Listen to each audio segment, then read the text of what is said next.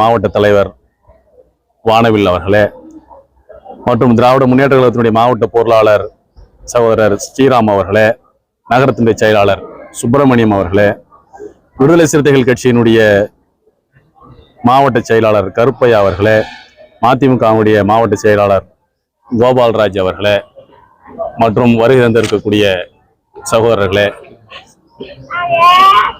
மற்றும் உள்ள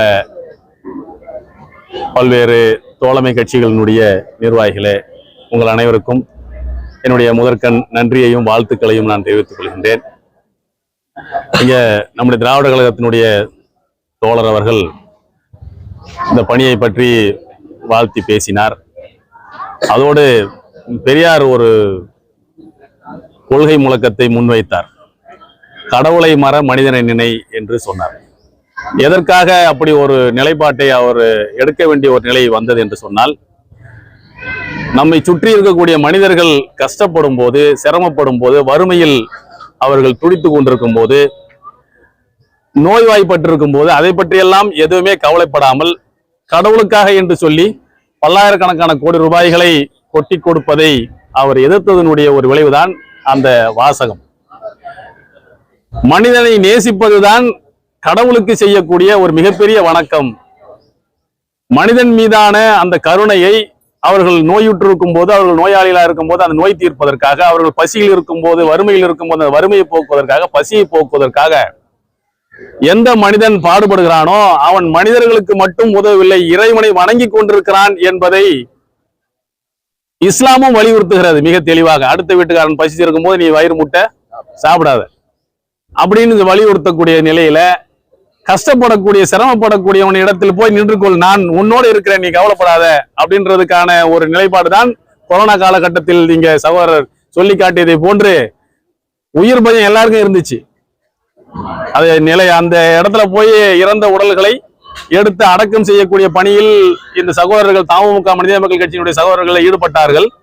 அப்ப இவங்களுக்கும் குடும்பம் இருக்குது, இவங்களுக்கும் அந்த தொற்று நோயினுடைய பயம் இருக்கும், அச்சம் இருக்கும். இருந்தாலும் அவர்கள் தன்னுடைய தாயை இழந்திருப்பான், ஆனால் அந்த உடல்களை எடுத்து அடக்கம் செய்வதற்கு அச்சம் முற்று, மற்றவர்கள் பயமே ஒரு பெரிய லெவல்ல, அது ஒரு பெரிய கொடூரமான நிலை. அதெல்லாம் நாம் நினைத்து பார்க்க முடியாத அளவுக்கு கடந்திருக்கிறோம். மீண்டும் அப்படி ஒரு சூழல் வரவே கூடாது. அந்த சூழலில் எதற்காக வேண்டிய அந்த பணியை செய்கிறோம் என்று சொன்னால், இறைவன் நம்மை பாதுகாப்பான், ஒன்றும் மாற்று இல்லை. அதுல தீகா தோழர்களுக்கு மாறுபட்ட கருத்து இருக்கலாம். ஆனால் இன்றைக்கு தமுகவுடைய சகோதரர்கள், மனித மக்கள் கட்சி சகோதரர்கள் அந்த நிலையில நம்முடைய உயிரை போனாலும் இந்த களத்துல அதை மகிழ்ச்சியாக ஏற்றுக்கொள்வோம். உதவுவதை நாம் நிறுத்தக்கூடாது. ஏன்னா உடல்கள் அன்றைக்கு என்ன ஆச்சு, தூக்கி கொண்டு ஜேசிபி வச்சு பழந்தள்ளி தள்ளக்கூடிய அளவுக்கு நிலைமை, கிட்ட போக முடியாத ஒரு நிலைமை இருக்கும்போது அதை ஒரு பெரிய துணியில வைத்து அந்த உடலை அப்படியே நோகாம அந்த உடலை கொண்டு போய் அடக்கம் செய்யக்கூடிய, கண்ணியப்படுத்தக்கூடிய அந்த நிகழ்வினை வேலூர்ல தான் முதல்ல நம்ம அமைப்பை சேர்ந்த தோழர்கள் தொடங்கி வைக்கிறாங்க. ஒரு பாதுகாப்பு கிட்டோட தான் போறோம்.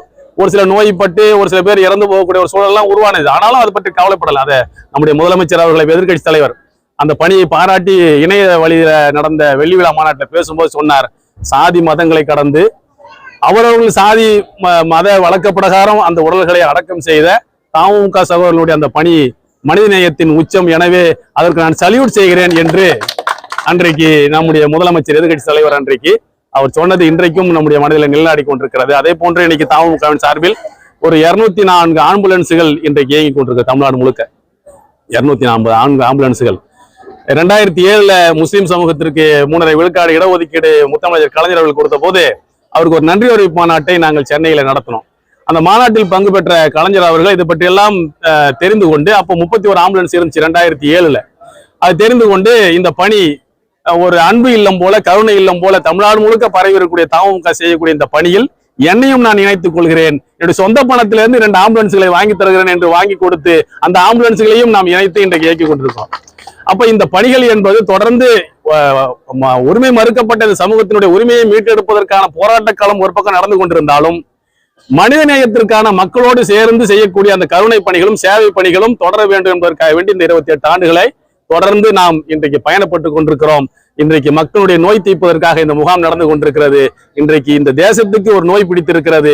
அந்த நோயை ஓட்டுவதற்காக வேண்டிதான் இன்றைக்கு இந்த கூட்டணி கட்சிகள் எல்லாம் சேர்ந்தவர்களும் இன்றைக்கு களத்தில் நின்று கொண்டிருக்கிறோம். அந்த நோயையும் விரட்டுவோம், இந்தியாவை பாதுகாப்போம், அதற்காக இந்த நல்ல நேரத்தில் உறுதி ஏற்போம் என்று கூறி வாய்ப்புக்கு நன்றி கூறி நிறைவு செய்கிறேன்.